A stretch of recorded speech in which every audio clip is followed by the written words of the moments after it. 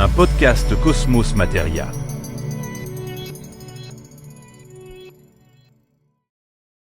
Dans l'industrie, toutes les industries, on utilise des substances chimiques qui sont régulées par une loi européenne qui s'appelle REACH. Elle a pour but de protéger la santé humaine et l'environnement. On a une molécule qu'on décrit de manière à ce que l'ordinateur puisse le comprendre. Après, on va utiliser des logiciels de chimie computationnelle qui va calculer tous les descripteurs moléculaires à partir de la structure de la molécule. On en a jusqu'à 1700 descripteurs moléculaires. On fait le tri sur lesquels sont les plus impactants sur l'activité qu'on veut prédire. Et ensuite, on va entraîner un algorithme de machine learning juste à faire le lien entre ces descripteurs moléculaires et puis la valeur de toxicité.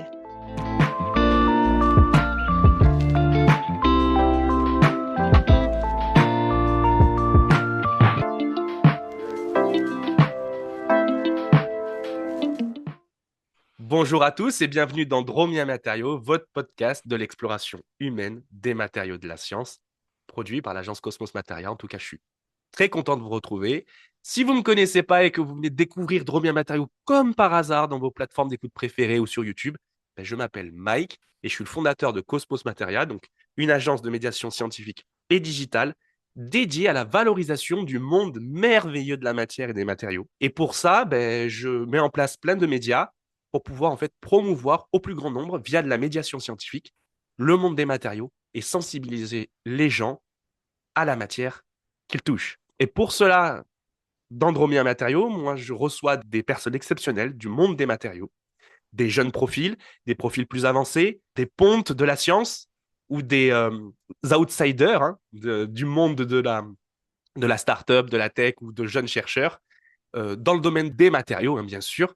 Et aujourd'hui, je vais vous présenter donc un super profil, sans transition. Anaëlle, comment vas-tu aujourd'hui? Ça va, Mike? Bonjour Mike. Bonjour les auditeurs. Bonjour à toi. Écoute, je suis très content de te retrouver, Anaëlle, sur le podcast Dromia Matériaux. Ça me fait super plaisir. Surtout qu'on a échangé ensemble en off. Tu me disais, voilà, c'est sympa et tout, Dromia Matériaux. Du coup, j'étais super content que ça t'a plu. Et surtout, notamment quand on a parlé pas mal de ton projet, de ce que tu fais, de ce que tu mènes dans le monde des matériaux. Moi, je suis resté comme un ouf. Je dis, waouh, c'est incroyable. Incroyable. Bon, là, j'ai vrai que je suis en train presque de spoiler, mais je vais pas vous spoiler, cher auditeur. Je vais pas vous spoiler. Elle va vous spoiler toute seule. Il n'y a pas de problème. Il n'y a pas de problème. Écoute, Anaëlle, merci. Et pour commencer ce podcast ensemble, je vais te demander de te présenter. Qui es-tu, Anaëlle? D'où tu viens? Quel a été ton baccalauréat? Quelles a été tes études? Comment tes expériences dans le monde des matériaux? Dis-nous tout. Voilà, moi, je me mets en mode off et je t'écoute. Déjà, juste pour me présenter rapidement, moi c'est Anaëlle Lefebvre. Je suis chercheuse dans les matériaux au sein de la R&T centralisée d'Airbus, qu'on appelle CRT en interne pour Central R&T. Et comment je suis arrivée là, d'où je viens? Eh bien, déjà, depuis que je suis tout petite en primaire, comment je suis arrivée à la science? Mon émission favorite, c'était C'est pas sorcier en primaire. J'ai toujours Jamie, si adoré. tu nous écoutes, tu Eh vois, oui, finalement, tu as plein de fans, surtout dans Dromia Matériaux, tu as beaucoup de fans de C'est pas sorcier. Tu nous as bercé, Jamie. tout à fait. Et j'ai toujours adoré essayer de comprendre tous les phénomènes qui régissent le monde. Après, collège-lycée, mon magazine préféré, c'était Science et Vie Junior, que j'attendais impatiemment. Et puis, arrivé au lycée, moi, j'ai fait bac S, option physique-chimie. Et puis, jusqu'en première, je voulais être neurochirurgienne parce que j'étais aussi fascinée par le pouvoir du cerveau. Et c'est mon professeur de physique-chimie qui, un jour, en première, il m'a dit Anaëlle, je pense que tu as toutes les compétences pour faire une école d'ingénieur. Et du coup, moi, je connaissais pas plus que ça. J'ai dit, bah, ok. Donc, j'ai postulé. Et puis, depuis, j'ai plus jamais eu de doute sur ce que je voulais faire. C'est J'ai... incroyable. Mm. Incroyable. Une chirurgienne. Écoute, tu sais, la plasticité cérébrale, c'est pas un matériau. C'est Ouais, pas un si. matériau, la plasticité Et cérébrale. les neurones, mais oui. Ah oui, les neurones, on va en parler des neurones. Comment utiliser l'utilisable. Mais effectivement, mais non, non, c'est incroyable. C'est incroyable. Tu vois, comme quoi il y a des choses qui se jouent des petits, on s'en rend pas compte. Et c'est vrai que l'environnement dans lequel on vit et les choses qui nous, tu sais, les attraits, les choses qui sont autour de nous, c'est ce qui nous forge en fait, hein. J'allais dire, il n'y a pas plus vrai que cet adage qui dit c'est en forgeant qu'on devient forgeron. Et en fait, il y a un peu de ça quand on commence à vouloir se donner une vision, une carrière, un objectif. Donc vraiment, moi, j'invite hein, à toutes les personnes qui ont envie de faire des matériaux, enfin, ou qui ont envie de faire de la science. On va parler de matériaux. C'est une échelle d'interaction de la matière, les matériaux, tout simplement. Ça reste le Mm. monde scientifique. Franchement, baignez-vous dans un monde scientifique, répondez aux questions de vos enfants, animez-les, créez de l'interaction, de rendez les choses fun, ludiques, sympas, donnez beaucoup d'émotions, parce que l'émotion, c'est juste incroyable dans le monde de la science. C'est vraiment pour moi le vecteur de communication scientifique, c'est l'émotion, même si c'est pas le cas. C'est pas le cas pour le plus grand nombre. En tout cas, dans Cosmos Materia, c'est le cas, dans ce qu'on produit et dans les médias qu'on produit. Donc effectivement, ouais, c'est juste incroyable. Et c'est vrai que, et du coup, comment t'es, après ton école d'ingé, qu'est-ce qui s'est passé, dis-nous tout? Alors, je suis arrivée à l'INSA de Rennes pour faire matériaux et nanotechnologie. Et en 5e année, j'ai fait mon Erasmus en Finlande, à l'Université technologique de Tampere. Et je me suis spécialisée en polymère et élastomère. Et c'est cet Erasmus qui a un peu conditionné toute la suite de ma carrière et cette spécialisation-là. Puisqu'après, j'ai fait mon stage de fin d'études à la Société des polymères Bartoma, qui est un équipementier automobile qui fabriquait des supports de moteurs antivibratoires et des joints de portière. Et ils avaient une problématique qui était donc en fait les supports de moteurs antivibratoires, ils sont faits d'arceaux métalliques et de caoutchouc. Là, je parle de ça, c'était à l'époque. Bon, j'imagine que c'est toujours le cas. Et eux, ils voulaient développer, et le problème, c'est que le caoutchouc, c'est non recyclable. Et donc, ils voulaient développer des nouveaux supports de moteurs antivibratoires qui soient complètement recyclables à l'aide des thermoplastiques pour remplacer le métal et des thermoplastiques élastomères pour remplacer le caoutchouc. Mais ça, on peut le faire, ils pouvaient le faire, ils avaient l'opportunité que parce qu'il y a l'apparition des voitures électriques et que le fait que les moteurs montent moins haut en température, ça permet d'utiliser des nouveaux matériaux qui sont recyclables. Sauf que du coup, eh ben, il fallait développer un thermoplastique élastomère qui ait une capacité d'adhésion très très forte avec l'arceau. Et donc, c'était le sujet de mon stage. Et ça, c'était hyper intéressant. C'est là que j'ai découvert vraiment la recherche et c'est là que je me suis dit que vraiment ça me plaisait et que c'était fait pour moi. Parce qu'en 6 mois, j'ai réussi à trouver une solution alors qu'eux, ça faisait 1 ou 2 ans qu'ils travaillaient sur le sujet. Donc, j'étais hyper fière de moi à la fin. Ouais, tu m'étonnes. Bah écoute, ça Mm. s'invente pas, hein. Tu sais, la maîtrise des matériaux et tout ça, c'est un métier, hein. Les matériaux sont un métier. Et la maîtrise de leur comportement, de leur association, de leur synergie entre les différentes matières constituant de la matière, c'est un vrai métier. Et oui, en déplaise à certains, c'est un métier et on s'invente pas expert des matériaux ou sensible aux matériaux, ça c'est sûr. Ça c'est Mm. sûr. Et Et dans le domaine, du coup, la recherche, je te relance, et du coup, la recherche, j'ai mis mon premier pas dans le domaine du développement durable avec ce stage. Et après, j'ai mon tuteur de stage qui m'a dit à Noël, tu sais, moi j'ai fait ma thèse à l'Université de Bretagne Sud. Tu devrais leur envoyer un mail, voir, parce que ça se trouve, ils ont des thèses ouvertes et je pense que ça serait bien pour toi. Et moi, à mon école d'ingénieur, bah, j'y pensais pas du tout au début du stage à faire une thèse. Parce qu'à mon école d'ingénieur, ils nous disaient non, surtout, faut pas faire de thèse, vous allez vous enterrer, c'est compliqué après. Et moi, je me suis dit, bah non, en fait, je trouve que c'est plutôt une bonne transition entre l'école d'ingénieur et l'insertion dans le monde du travail. Et donc, j'ai envoyé un mail. Et après, je me suis retrouvée en entretien avec mon directeur de thèse, qui s'appelle Christophe Ballet. Christophe Bonjour à Vallée, lui. coucou. Bonjour à toi. Salut.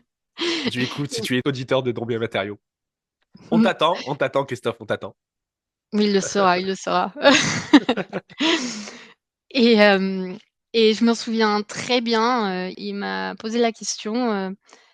Donc, en fait, Christophe Ballet, lui, sa thématique de recherche, c'est de travailler sur les fibres de lin et les biocomposites renforcés par des fibres de lin. Et donc, il m'a posé la question, est-ce que tu sais ce que c'est, le lin? J'ai dit, bah oui, je crois on en fait des vêtements.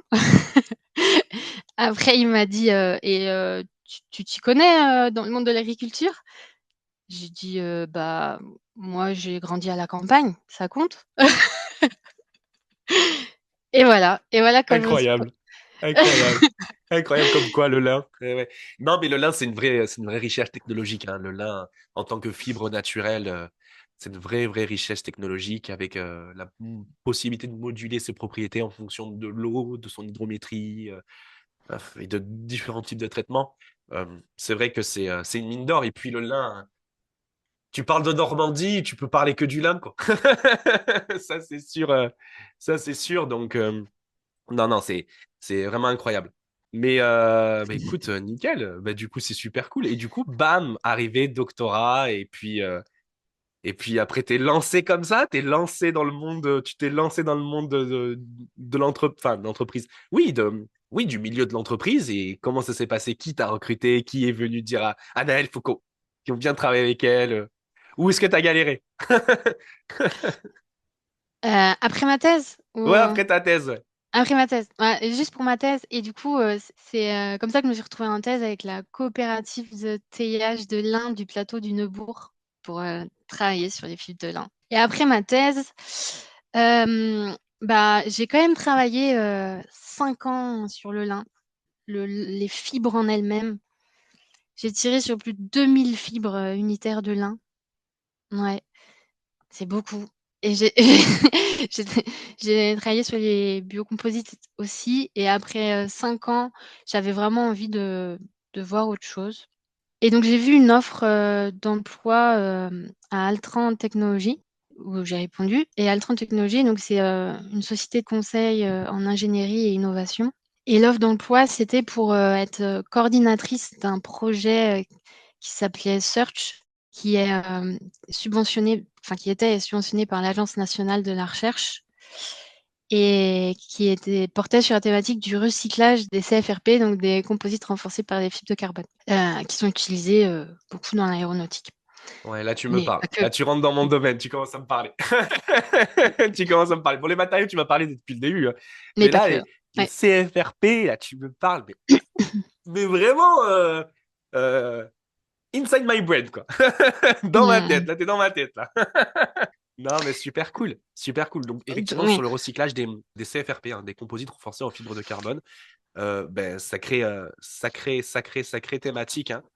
Parce Mm. que selon le type de matrice que tu utilises, aïe, aïe, aïe, c'est pas la même chose. Mm. Du Là, coup, c'était ça, thermodurcissable. ouais, ah bah voilà, voilà, là t'as tout compris. Ça veut dire que c'est vraiment la cata, la cata, la cata, la cata, la cata pour recycler. C'est la cata pour recycler. Du coup, ouais, c'est pas mal. Et là, tu t'es lancé vraiment dans cette thématique et jusqu'à présent, tu es où? Tu es dans cette thématique-là? Tu évolues toujours dans ce monde-là? Oui, on peut dire que j'évolue toujours dans le monde du recyclage des composites. Oui. Et le projet Search, juste pour en dire un mot parce qu'il m'a apporté énormément, c'était un projet en collaboration avec 3 laboratoires académiques. L'Institut des sciences moléculaires qui travaillait sur tout ce qui était, analyse de cycle de vie, création de nouveaux indicateurs pour, pour, évaluer, toutes les technologies de recyclage, actuelles et pourquoi pas aussi futures.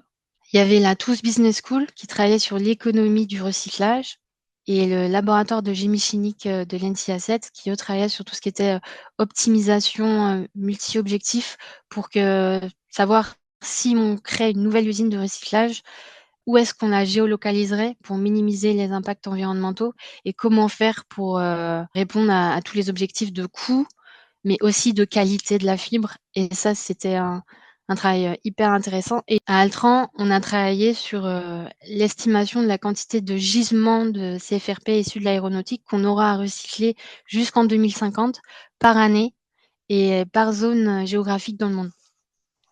Parce que les avions, en fin de vie, ils sont là où ils sont. Et ils sont partout dans le monde. Et les usines aussi, parce qu'il faut aussi recycler les déchets de chute de production. Ben, je trouve ça ultra intéressant. Ça veut dire que vraiment, il y avait un aspect analyse environnementale, un aspect économique et un aspect finalement propriété du matériau. Et effectivement, ouais, Oui, c'est et super. technologique. Et technologique, voilà, propriété du matériau, merci, et technologique. C'était vraiment, c'est incroyable. Ça veut dire que ça permet d'avoir une vraie vision d'économie circulaire ou déjà de préambule à la circularité de ces matériaux. Et du coup, globalement, qu'est-ce que vous en avez en tiré? C'était pas mal, il y avait des bonnes pistes. Est-ce que tu peux nous en dire des choses? Est-ce que tu peux pas nous en dire des choses? Ce qui a été publié, pas publié? Dis-nous tout. Si, bah là, c'était un projet subventionné Ah, par c'est bon. l'ANR, donc Ouais, tout est publié. ouais, ouais.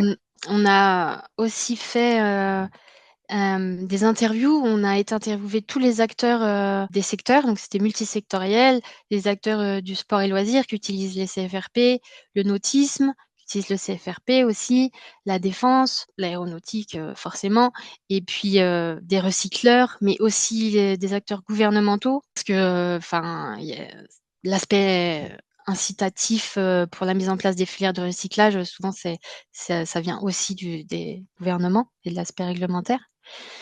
Et à la fin, on a fait une analyse quantitative et qualitative de tout ce qu'on a regroupé comme réponse pour essayer d'identifier tous les verrous et surtout les leviers qu'on aurait pour mettre en place une filière de recyclage qui soit réellement durable, donc intéressant économiquement et en minimisant l'impact sur l'environnement.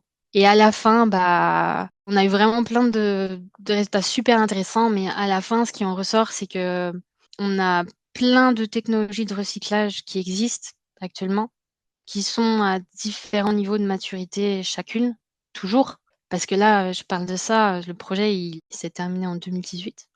Mais c'est toujours le cas, en fait. La recherche, ça avance plus lentement. Ouais, c'est une Mais ça temporalité avance. qui est. Et c'est ça le plus important. Mm. Ouais, faut se donner du temps pour trouver en fait des solutions, effectivement de tester ces solutions. Quand je dis se donner du temps, c'est aussi se donner une échelle temporelle d'une année ou de 2 ans ou 3 ans pour voir aussi ce qui peut être mis en place et comment en fait les répercussions peuvent se mettre en place. Donc ça c'est super important. Mais quels sont les éléments clés, les éléments les leviers, les éléments actionnables directement qui ont été découverts finalement, mis en valeur? Non, vraiment, les résultats clés à la fin, c'est que à la fin, pour mettre en place la filière de recyclage, on n'aura pas une technologie dominante. On n'aura pas un acteur dominant qui va récupérer tous les composites. Et l'élément vraiment clé aussi, c'est les gisements. Tant qu'on n'a pas des gisements en quantité conséquente, eh ben, on ne pourra pas assurer une filière économiquement viable derrière pour justement les acteurs qui se lancent à recycler ces composites. C'est intéressant ce que tu dis. Tu vois, là, moi, je vais vraiment te faire un parallèle à ce que tu viens de dire à l'instant. Tant qu'on n'a pas des volumes conséquents, on ne peut pas lancer des industries derrière.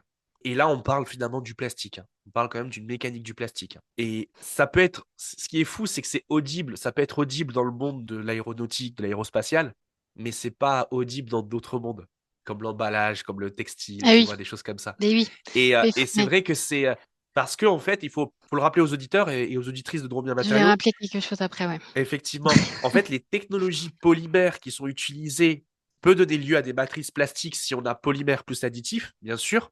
Dans le cadre du monde de l'aéronautique, c'est des matériaux haute performance. Donc, on est vraiment sur déjà des polymères, une classe de polymères qui est complètement différente. Généralement, les grandes diffusions qu'on appelle du polyéthylène ou le polypropylène, on est autour de 1 euro à 2 euros le kilo. Sur du haute performance, on est à peu près à 100 euros le kilo, si je dis pas de bêtises. C'est bien ça, Anaël, je dis pas de bêtises. Donc, on est vraiment déjà dans des mesures de polymères qui sont complètement différentes, des propriétés de matériaux qui sont complètement différents. Là, ce que je vais te donner, c'est la notion des thermoplastiques haute performance. D'accord. Ce prix-là de 100 euros le kilo.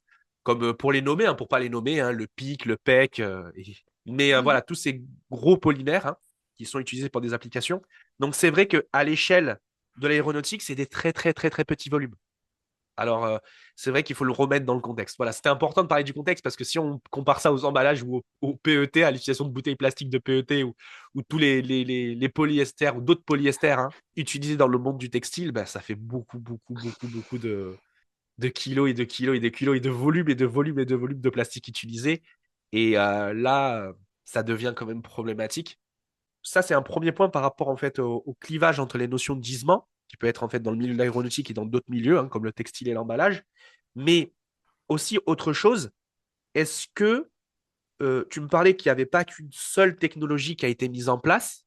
parce qu'en fait, l'intérêt, c'est de promouvoir plusieurs technologies, parce que je présume que plusieurs technologies, que ce soit par exemple du recyclage chimique ou du recyclage mécanique, ben, c'est adapté à des types de matrices différentes. Un thermodure, on va plutôt le mettre sur un recyclage chimique, peut-être. Un thermoplastique, potentiellement beaucoup plus sur un recyclage mécanique. Mais ça montre aussi qu'il faudrait peut-être, pour harmoniser le processus de recyclage, est-ce qu'il n'y a pas une harmonisation des matériaux dans le secteur? Qu'est-ce que tu en penses? Pour répondre à cette question, c'est un peu plus compliqué pour moi. Parce que moi, je travaille avec ce qu'on me donne et je vais pas être dans le processus décisionnaire des matériaux utilisés à la fin réellement pour les avions. Oui, je comprends. Mais par contre, je ne peux que dire que c'est des choses sur lesquelles il faut réfléchir, bien sûr. Mais peut-être après, c'est chaque matériau a ses performances et ses propriétés, et chaque matériau est utilisé au bon endroit aussi par rapport à ses performances et propriétés et au cahier des charges que demande la pièce. Donc c'est des sujets intéressants. Peut-être qu'on peut le faire un peu plus dans le secteur de la cabine, par exemple. Mais par contre, juste pour donner un peu plus de contexte, quand je parlais, c'est vrai encore plus pour les thermoplastiques haute performance, parce qu'ils sont vraiment minoritaires par rapport à la masse de l'avion. Mais par contre, pour les thermodurcissables, quand on parle de recyclage, on va venir retirer la matrice par un procédé quelconque, donc chimique ou thermique, on retire la matrice pour venir récupérer les fibres de carbone elles, ont une très haute valeur ajoutée et qui ont aussi une performance énorme qu'on veut récupérer pour fabriquer du coup des composites recyclés dans le sens où on a des fibres de carbone recyclées à l'intérieur. Et quand j'ai parlé de gisement, pour ces thermodurcissables, c'est là où on a le plus de gisements dans les années à venir parce que leur intégration dans les avions a augmenté à partir de l'A380. Enfin, il y a eu des sauts en fait où l'A380, ça représente environ 20% de la masse de l'avion. Et l'A350, donc ça c'est les dernières générations d'avions, l'A350 qui a été mis en service en 2015, où lui et les thermodurcissables, ça représente 53% de la masse de l'avion. Tout ça pourquoi? Parce que les composites, ils sont plus légers que le métal. Et donc, petit à petit, on remplace des pièces en métal par du composite. Et du coup, ça nous fait gagner en émissions de CO2 pendant la phase d'utilisation de l'avion. Ouais, je comprends. Mais c'est incroyable. C'est vrai que j'avais complètement zappé ces chiffres, mais A380, intégration 20% massique de thermodurcissable dans l'avion. 20% massique. Imagine en volume. Eh ouais, mais c'est ça. Non, mais 20% basique comparé à du métal. Alors imagine en volume ce que ça fait. Waouh, c'est Mmh, incroyable. ouais. Et Ouais, là, ouais. à 350, intégration 50% de thermodurcissable. En massique. C'est ça, c'est massique. Tu m'as bien dit massique. Alors imagine en volume. Ouais, ouais, oui. Mais Et en incroyable. plus, j'ai plus mes chiffres, mais à la fin du projet Search, j'avais fait le calcul de la quantité de tours Eiffel que ça représentait en masse qu'on aurait à accumuler, à recycler jusqu'en 2050. C'était intéressant. Mais c'est incroyable. Et du coup, je présume que les technologies, effectivement, dans ce monde-là, c'est à peu près ce qu'on appelle de l'époxy fibre de carbone. C'est ça, c'est des polyépoxy fibres de carbone, les technologies qui sont utilisées en thermodurcissable. Oui, ouais. Voilà, c'est le plus commun, je pense, dans le Enfin, milieu de l'aéronautique. Après, bon, c'est une famille, hein, les polyépoxy, je dis ça pour les auditeurs, c'est une famille, les polyépoxy. Après, vous en avez plusieurs sortes avec des mélanges de prépolymères, ce qu'on appelle dans le jargon la résine. Le prépolymère, le précurseur à la polymérisation, c'est la résine. Et l'agent de réticulation, qui est le durcisseur. Hein. Et surtout que ces matériaux, à la base, n'ont pas été pensés pour être recyclés. Je présume qu'ils n'ont pas été pensés pour être recyclés. Et oui, parce que bon, un thermodurcissable, de toute façon quand il est là, quand il est fait, c'est foutu, hein, il est fait. Hein. On a fait le réseau tridimensionnel, c'est terminé. Après, pour faire la rupture des liaisons chimiques, c'est mon coco, il faut y aller avec un peu d'énergie. Et on crame tout, on brûle tout, on casse tout, et puis on récupère effectivement ce qui est revalorisé, c'est que la fibre de carbone et non pas la matrice. La matrice, mmh, finalement, elle part un peu à la mmh. poubelle. Ça, c'est dommage. D'ailleurs, autre scandale hein, là-dessus un peu, hein, si on peut appeler ça un scandale, c'est effectivement les pales d'éoliennes. qui sont faits en fait Oui. en polyester vert. Euh, ou alors, non, pas polyester vert. Polyester vert, c'est plutôt les bateaux. Je crois que ça reste quand même de l'époxy fibre de carbone. Non, je dis pas de bêtises, je sais plus, les pales d'éoliennes. Ça dépend de la taille en Ça fait dépend de la et taille. non ouais et c'est plutôt du verre, mais ils vont quand même utiliser du carbone à certains endroits de la pale pour renforcer, ouais. D'accord, Et ok. plus Ouais, elle est bah, grosse et plus on va utiliser du carbone. d'accord, super. Bon, bah voilà. Donc, tu vois, et donc ça finit enterré. C'est vrai que c'est pas ouf, quoi. C'est pas ouf. Mais c'est intéressant, du coup, finalement, d'avoir mené déjà ces projets de recherche de type search, hein, comme tu m'en as parlé, pour pouvoir avoir vraiment une vision déjà de la faisabilité, hein, des prémices de faisabilité d'un modèle circulaire dans l'édification de ce type de gisement. Mais le problème, c'est qu'il manque la phase éco-conçue pour que ce soit un vrai Mmh. modèle circulaire. Parce que là, on Oui. voit plutôt que c'est plutôt un modèle, bon, bah, panique, panique, panique, qu'est-ce qu'on fait? Et qu'effectivement, pour adosser vraiment un vrai projet d'économie circulaire dans ce domaine-là, il faudrait un acteur qui amène de l'éco-conception. Bah, comme l'Initiative qui pourrait amener des conceptions, des choses comme ça. Enfin, si je reprends le projet Search, hein, je parle de cette mécanique-là. Et du coup, moi, ça me pose une question, et là, c'est peut-être une belle transition pour notre discussion. La toxicité dans tout ça. Est-ce que c'est des choses que tu avais regardées dans ce projet ou est-ce que c'est des choses, après que ce projet t'a fait prendre conscience qu'il faudrait parler un peu de toxicité? Est-ce que c'est quelque chose qui te motive, qui te drive de travailler sur les toxicités des matériaux? Après Altran, déjà je suis partie en congé maternité et t du coup j'arriverai à la toxicité, juste après. Et là j'ai vu, passer, une offre d'Airbus, d'emploi du coup. Genre mon bébé il avait 2 semaines, je dormais pas, je vois l'offre, je fais: «Oh, elle est faite pour moi». Incroyable. Et Ouais, t'as raison, direct, direct. et donc du coup, je réponds à l'offre, j'ai été prise et l'offre c'était, ça s'appelait End-to-End Digital Material and Processes Senior Scientist. Beaucoup de choses pour dire que c'est toi qu'il fallait dans le poste. Voilà. Voilà, beaucoup de choses pour dire ça. Mais il faut. Et j'ai été prise et ils le savaient, hein, que j'avais un bébé. Ils le savaient qu'au début, les nuits allaient être difficiles, que les matins allaient être difficiles et ils m'ont prise vraiment pour mes compétences et du coup, enfin, c'est le bon moment aussi pour dire à toutes les filles qui nous écoutent que oui, c'est possible d'allier, carrière professionnelle et maternité et que oui, on a besoin de vous les filles, dans le monde scientifique et encore plus les matériaux et qu'il faut foncer et en plus, on a besoin, de filles, dans tous ces secteurs. Effectivement, j'ajouterai rien de supplémentaire. Mmh. Et là, donc je suis arrivée, au CRT d'Airbus et j'ai, intégré un projet qui était déjà lancé. Quand on parle de digital et les matériaux, ça rime avec, chimie computationnelle et intelligence artificielle. Là, dans tout mon parcours, je vous ai pas parlé, de machine learning, d'intelligence artificielle, j'avais, un peu, identifié quand même, parce qu'à la fin, à Altran, j'étais, devenue pilote recherche et innovation et je lançais des nouveaux projets de recherche, donc j'avais bien identifié les tendances que le machine learning, ça allait être les tendances, actuelles et futures et que c'était vraiment un domaine dans lequel il fallait monter en compétences et pour lequel j'avais aussi envie de monter en compétences. Et dans ce projet-là, alors c'est compliqué à expliquer, hein, mais dans ce projet-là, Dans de bien matériaux, pas de problème. Les gros mots, ça ouais, marche. les, ouais. les gros mots, ça marche. Et après, derrière, on peut créer plus de médiation dans ce qu'on dit. Mais déjà, balance les gros mots et après, on verra. OK, ouais.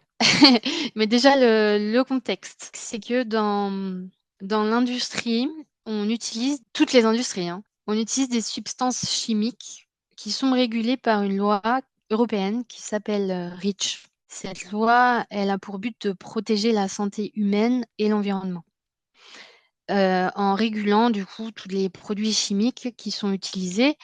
En gros, elle va dire, bah, faites attention, toute cette famille-là de produits chimiques, elle peut potentiellement être dangereuse pour l'homme, elle peut potentiellement être cancérigène. Donc, je vous conseille de trouver une alternative si vous l'utilisez. Et après, elle met des dates butoirs. Elle dit, bon, là, je fais plus ce que vous conseillez, là, maintenant, faut plus l'utiliser. Ou alors, si vous l'utilisez, je veux bien vous faire une dérogation, mais il faut vraiment que vous me prouviez que vous n'avez pas le choix. Et en plus que vous faites de la recherche pour trouver une alternative. Enfin, donc, on a plein de substances qui sont concernées comme ça par cette loi. Et donc, c'est pour ça qu'on est allé vers la chimie computationnelle et l'intelligence artificielle pour essayer de trouver des molécules qui puissent remplacer ces substances. Comme cas d'application, on a pris le halon. Le halon, c'est un gaz qui est dans les extincteurs, qui est régulé et qui est utilisé donc, dans la zone cargo et aussi les moteurs des avions. Parce qu'en fait, c'est un gaz qui est hyper efficace. Mais il n'est pas utilisé que dans l'aéronautique, il est aussi utilisé dans la défense et puis les data centers. Parce qu'il est capable d'éteindre un feu en un claquement de doigts et il éteint un feu.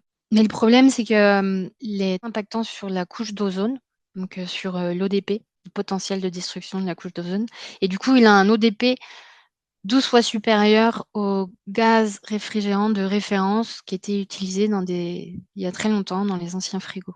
Donc c'est pour ça qu'il a été régulé par le protocole de Montréal il y a plus de 30 ans pour dire il faut trouver une alternative. Et depuis, on peut même plus le produire en Europe. On fonctionne sur des stocks recyclés de halon. Donc ça commence à devenir assez critique pour nous parce que dans l'aéronautique, on peut pas faire de compromis sur la sécurité.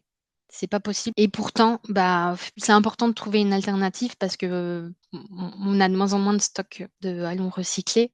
Juste pour ceux qui ne l'ont pas, hein, le halon, c'est le bromotrifluorométhane. Pour les puristes, gens qui aiment les noms IUPAC. Ils aiment les noms IUPAC. Donc, effectivement, c'est un gaz Ouais. inerte, non inflammable. Donc, voilà. C'est juste pour Mm. faire la parenthèse.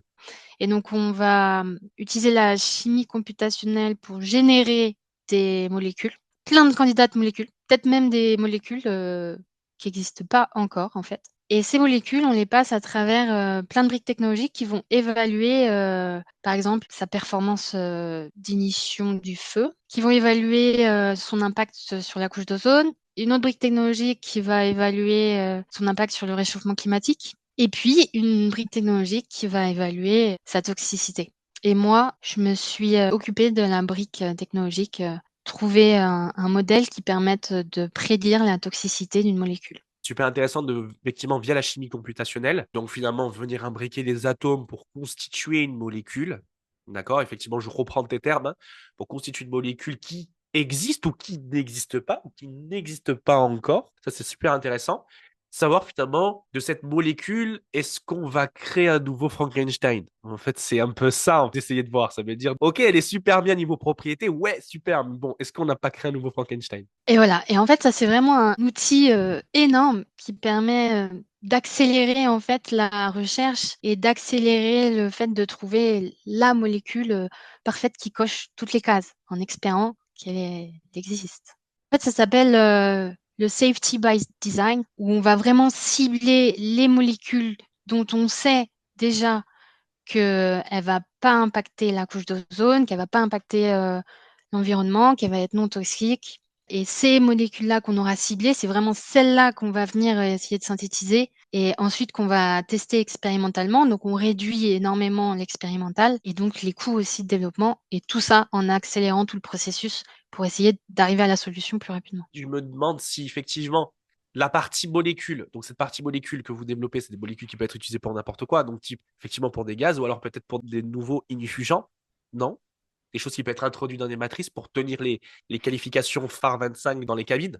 Ouais, alors nous, on commence petit parce que c'est plus facile. Oui, et après, on peut imaginer petit à petit, une fois qu'on maîtrise toutes les briques, à aller de plus en plus gros et pourquoi pas aller vers du safety by design, mais pour des matériaux, ouais. Maintenant, il y a aussi la Generative AI for Molecule. En gros, c'est utiliser la technologie transformer qui est utilisée dans les LLM, mais appliquée aux molécules, où on va entraîner une IA à quelles vont être les propriétés d'une molécule à partir de sa structure. Et là, c'est l'inverse, en fait. Là, après, le modèle, une fois qu'il est entraîné, on va donner la spécification qu'on attend de notre molécule et il va être capable de générer une structure de molécule qui correspond à notre cahier des charges. Mais ça, c'est vraiment, là, c'est la toute dernière génération dont je travaille pas encore dessus. Mais dans le réglementaire, et nous aussi, industriels, on aime comprendre ce qu'on fait et maîtriser. Donc, on aime garder des technologies anciennes qui sont plus interprétables Et donc, la brique technologique prédiction de la toxicité sur lequel on a travaillé, donc moi, personnellement, j'ai travaillé sur utiliser les QSAR pour Quantitative Structure Activity Relationship, où on va faire le lien du coup entre la structure de la molécule et son activité. Et nous, l'activité ici, c'est la toxicité. Pour les gens qui n'ont pas, hein, le LLM en anglais, Large Language Model. En français, c'est les modèles de langage massif. Et effectivement, QSR, c'est quantitative structure activité relationship, donc les relations structure activité. Et vous pouvez aussi changer le mot activité, mettre le mot propriété. Et là, vous avez l'étude des relations structure propriété. Et là, vous êtes dans un domaine que je kiffe. Voilà. Alors voilà, ça c'est la version simple. Maintenant, chers amis, vous allez voir la version ultra poussée. Anaël, c'est à Non, toi. je t'arrête. Justement, on a travaillé sur une version simple et une version un peu plus compliquée. Mais ça, on l'a fait avec nos collègues qui sont spécialisés en data science. Mais du coup, nous, je vais parler de la version simple. On a une molécule qu'on décrit de manière à ce que l'ordinateur puisse le comprendre. Donc, des lettres qui représentent les atomes et puis des barres qui représentent les liaisons. Après, on va utiliser les logiciels de chimie computationnelle qui va calculer tous les descripteurs moléculaires à partir de la structure de la molécule. On en a jusqu'à 1700 descripteurs moléculaires. Ça va être, par exemple, juste le nombre d'atomes, le nombre d'électrons. Ça va être des descripteurs topologiques, physico-chimiques aussi, hein. Il y a vraiment plein de classes de descripteurs moléculaires. Jusqu'à 1700, c'est vraiment énorme. Ensuite, on fait le tri dans ces descripteurs moléculaires sur lesquels sont les plus impactants sur l'activité qu'on veut prédire. Par exemple, pour la toxicité terrestre, moi, à la fin, j'en avais 300 des descripteurs moléculaires qui étaient significativement ou statistiquement impactants sur la toxicité. Et ensuite, on va entraîner un algorithme de machine learning juste à faire le lien entre ces descripteurs moléculaires et puis la valeur de toxicité. C'est très très intéressant d'avoir cette puissance de prédire ces nouvelles molécules pour voir effectivement si elles sont de normes adaptées à la norme REACH. C'est cette norme qui est garante de la santé du bien commun, de l'ensemble des biens communs. Et nous sommes un bien commun aussi, notre ensemble de biens communs. On va dire ça comme ça. Et ouais, c'est très intéressant. Et du coup, je vais te poser une question. Comment vous l'alimentez? Est-ce qu'elle est alimentée sur quelle base de données vous vous appuyez pour alimenter vos modèles? Est-ce que c'est aussi vos expériences qui auto-alimentent le modèle? Comment ça fonctionne? Alors déjà, pour la brique technologique toxicité, oui. Et, du coup, faut l'alimenter avec une base de données, des molécules qu'on connaît, on a des résultats expérimentaux sur la toxicité pour entraîner le modèle. Et c'est vrai que c'est une question clé, les données, parce que il faut des données de qualité, il faut des données en quantité et il faut des données open aussi, qu'on a le droit d'utiliser. Donc, quand on peut, enfin, dans la santé, c'est plutôt open parce que c'est pour le bien commun de tous. Donc, quand on peut, on va utiliser des données sur des bases de données existantes et accessibles. Nous, on a utilisé une base de données qui s'appelle Airtex de Dassault Systèmes. Et c'est là qu'on a vu, quand on a ouvert la base de données, que en fait, la toxicité, c'était beaucoup plus complexe que ce qu'on pensait. Bien sûr. Parce que ça dépend. Parce que la toxicité, surtout sur la santé humaine, je présume que quand même nous sommes des organismes vivants, enfin tout ce qui est vivant, ben en fait, l'interaction des molécules ne fonctionne pas forcément avec le même système que chacune et chacun nous avons, que les animaux ont. On a une certaine résilience à certaines molécules que d'autres n'ont pas, et inversement. Donc, je peux comprendre qu'il y a pas mal de subtilités, il n'y a pas une vérité générale, il y a aussi une mécanique d'environnement. Peut-être qu'un environnement donné va être propice à la toxicité d'une molécule, à un autre environnement non. Je ne sais pas, je, je donne des idées, je lance un peu des idées comme ça. J'attends à avoir ton approbation. Oui, c'est bon, je te la donne. Tu vois, c'est ça, je suis trop fort. Oui, on s'est rendu compte que oui, du coup, il y a plusieurs classes de toxicité. Il y a la toxicité terrestre qui, là, va impacter les organismes vivants. Du coup, on va plutôt faire des organismes sur des rats ou plein d'autres types d'animaux. Ensuite, il y a la toxicité aquatique, où là, ça va être la toxicité pour les poissons, les crustacés, les algues.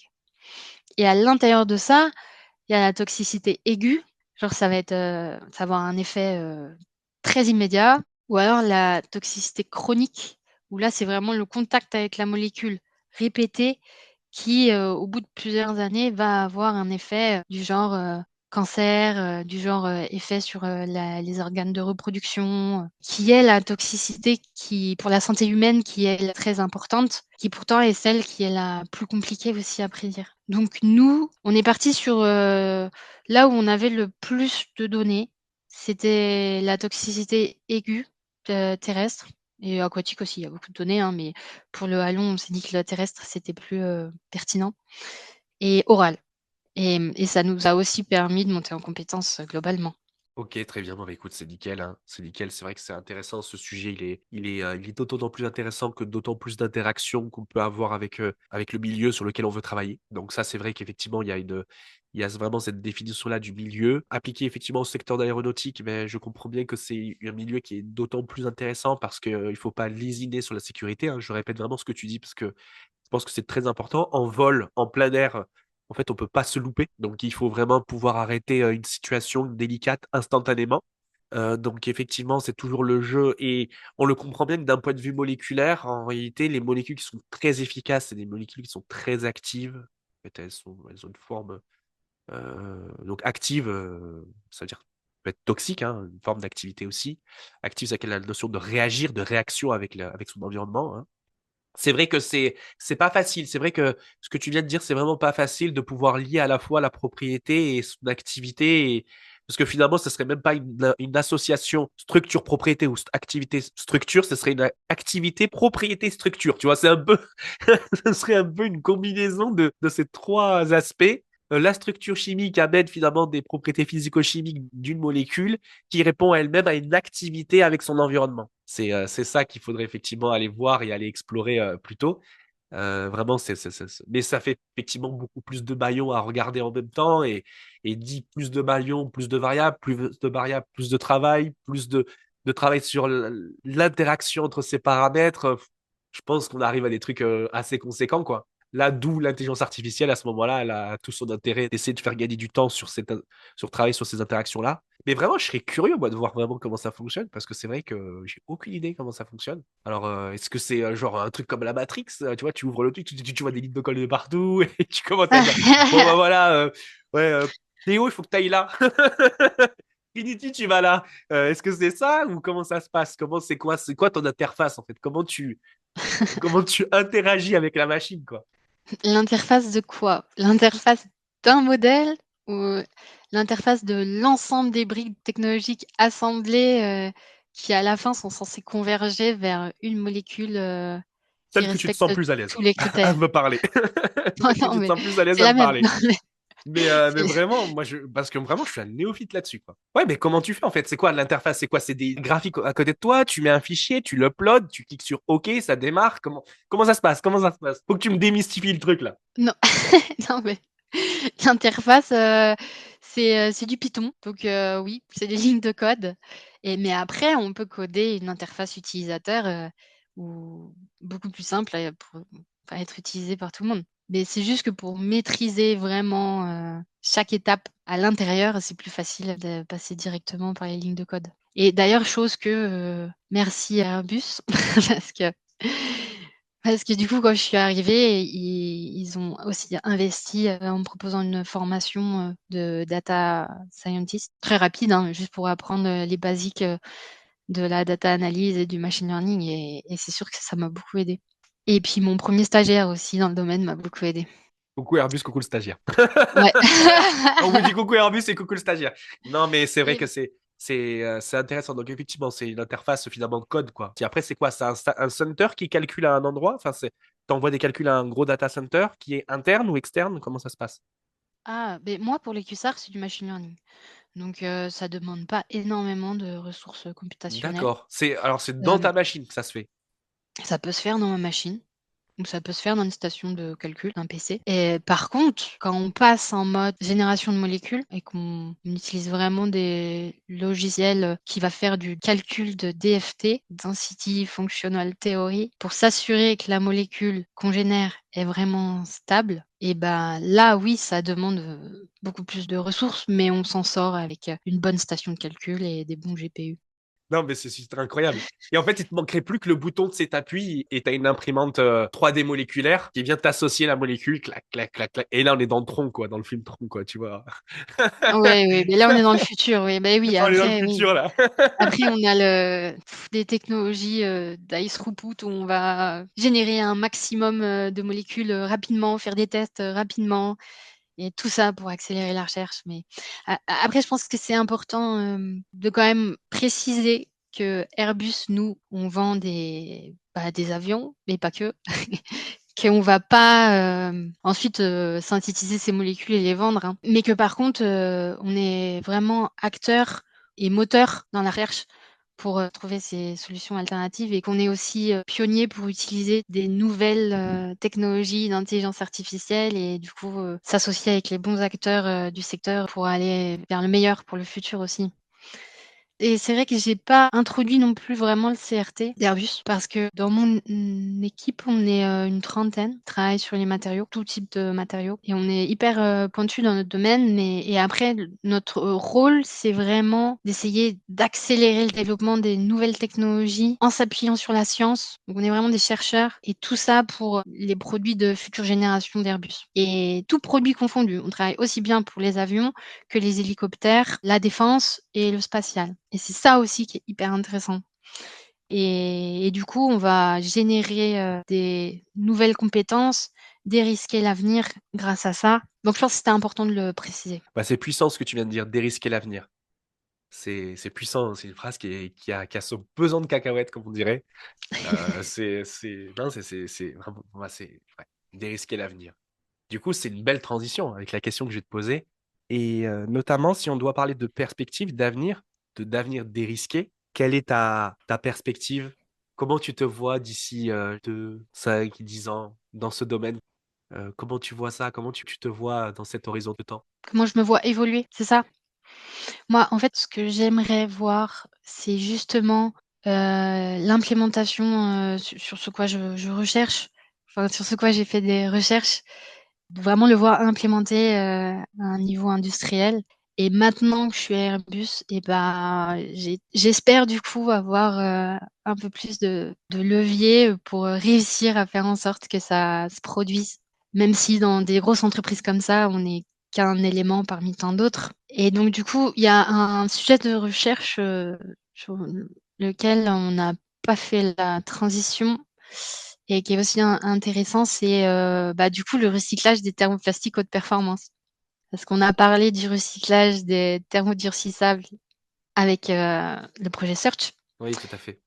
Et toi, tu as aussi parlé des thermoplastiques haute performance. Mais Oui. ça, c'est quand je suis arrivée à Airbus, c'est le projet que j'ai lancé au CRT. Enfin, il y en a d'autres, hein, mais en tout cas, c'était le sujet de ce projet-là, qui était d'essayer de créer une boucle fermée, enfin, des thermoplastiques haute performance à l'intérieur d'Airbus, en essayant de mélanger les déchets de production avec des pièces d'avion arrivées en fin de vie, et puis d'aller venir trouver une formulation optimale issue de ces matériaux recyclés pour aller produire des nouvelles pièces d'avion.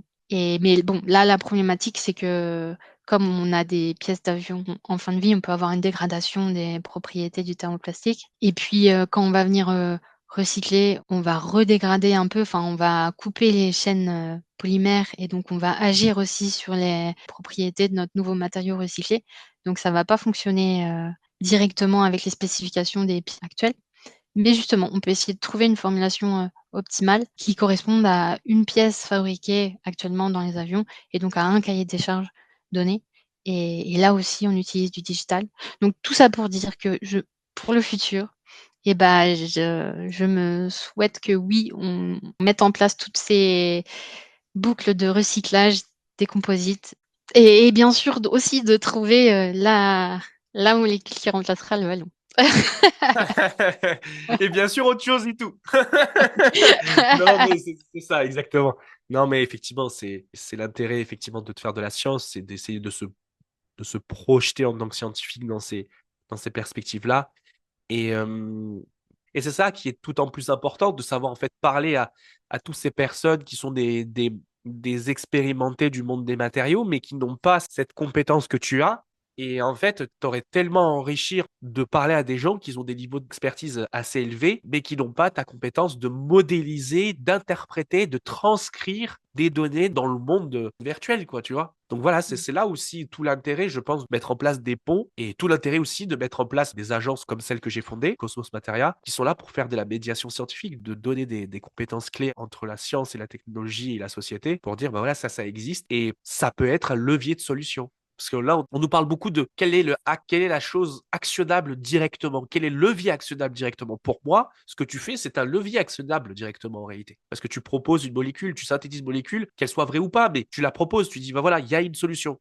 Et en fait, on est capable de la trouver, on est capable de la modéliser et de lui donner vie, tout en faisant attention qu'on ne fait pas un Frankenstein, quoi. Donc, du coup, qu'est-ce que tu veux de mieux? Enfin, moi, je trouve que c'est juste incroyable. En fait, la proposition de valeur, elle est immense, en fait. Donc banco, quoi. Donc, banco, on y va, il faut y aller. Bon, bah super, bah, c'est génial en fait de tout ce que tu m'as parlé. Enfin, je suis resté émerveillé. Franchement, je sais pas, vous, dites-moi en commentaire en tout cas, mais moi je suis resté émerveillé de cette discussion, Anaël, notamment vraiment de comprendre qu'il y a une vraie interaction entre l'IA et les matériaux. Du coup, ça fait même un clin d'œil à la newsletter Materia qu'on a chez Cosmos Materia, qui est la newsletter de la frontière entre les matériaux et l'intelligence artificielle. Et je pense qu'il y aurait vraiment en fait de quoi en discuter et même peut-être de t'inviter à coécrire avec Alphonse une édition de la newsletter. Pourquoi pas? On en discutera, on en discutera. Ouais, je vous ai teasé Oui. en plein milieu du podcast de Revient Matériaux, mais on en discutera. Bah écoute, c'est génial. Anaël, finalement, avec tout ton recul, parce que Dieu sait que tu en as du recul, surtout à faire tout ce que tu fais, si tu as des conseils à donner finalement à la communauté scientifique par rapport à ton expérience, comment utiliser les outils d'intelligence artificielle pour servir notre création de matériaux plus intelligents d'un point de vue environnemental, quels seraient-ils ces conseils? Mes conseils, ça serait, là, depuis l'apparition des LLM, ChatGPT, Gemini, Mistral, AI, Claude, pour en citer plusieurs, hein, parce que j'imagine qu'il faut en citer plusieurs. Je pense on est en train de vivre une transition très importante pour le monde de la recherche. Parce que avant, le chercheur, l'ingénieur, c'était celui qui résolvait des problèmes et qui trouvait des solutions grâce à son savoir et sa connaissance. Et maintenant, tout le monde a accès à la connaissance. Donc maintenant, le rapport à la recherche est en train de se modifier, en tout cas. Et maintenant, on est aussi dans ce qui va être très important pour l'avenir, c'est savoir bien poser les problématiques et surtout savoir poser les bonnes questions. Les bonnes questions à soi-même, les bonnes questions autour de soi, aux experts des différents domaines et les bonnes questions au LLM. Exactement, exactement. Parce que finalement, il réfléchit pas à notre place. En fait, c'est juste une extension de nous-mêmes, en fait. Et ça nous permet d'accélérer, mais ça peut accélérer notre vision positive comme notre vision négative. Donc, ça reste un outil amoral. Donc, effectivement, il devient ce qu'on veut qu'il devienne, tout simplement. Ouais. Et aussi, surtout, pas hésiter à aller vers la multidisciplinarité. Enfin, moi, après, c'est ce qui me caractérise, mais c'est aussi parce que ça m'intéresse. Mais pour moi, c'est aussi une force. Et c'est souvent à la transition entre deux domaines, en mélangeant un peu l'expérience d'un domaine avec l'expérience d'un autre, qu'on trouve aussi des innovations et qu'on est capable de penser différemment. Eh bien, je vais te dire, es-tu dans ma tête, Anaël?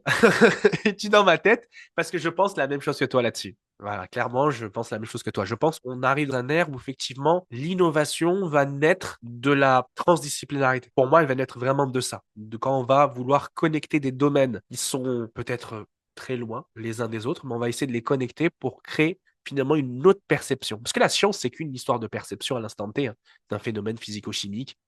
On arrive à traduire. Ça, c'est la définition que j'ai de la science. Et c'est vrai qu'effectivement, les nouvelles percées ne vont pas être que par l'innovation de de nouvelles technologies ou alors de dire, bah voilà, j'ai inventé une nouvelle technologie qui va révolutionner le monde. Non, moi je pense que ça va être aussi le fait que on revient à des fondamentaux et on essaye de les interagir pour pouvoir d'être quelque chose de nouveau et une nouvelle perception.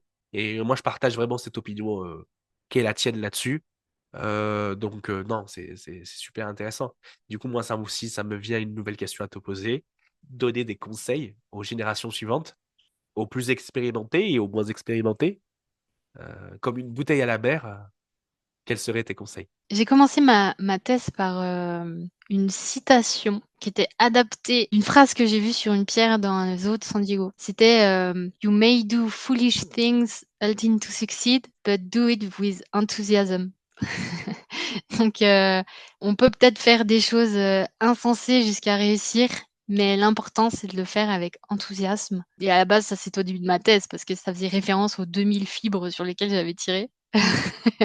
Mais c'est aussi tout ce qui caractérise aussi ma carrière.